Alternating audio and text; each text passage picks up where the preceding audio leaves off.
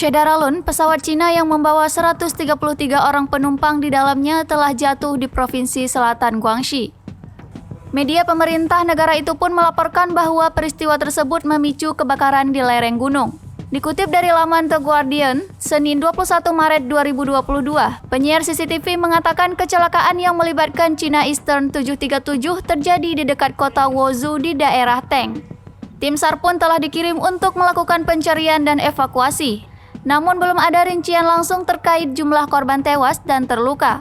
Mengutip pernyataan staf bandara, media lokal melaporkan bahwa penerbangan China Eastern MU-5735 belum tiba di tujuan yang dijadwalkan di Guangzhou. Setelah lepas landas pada Senin ini dari kota Kunming sesaat setelah pukul 1 siang waktu setempat. Hingga saat ini belum ada tanggapan langsung dari China Eastern terkait insiden ini.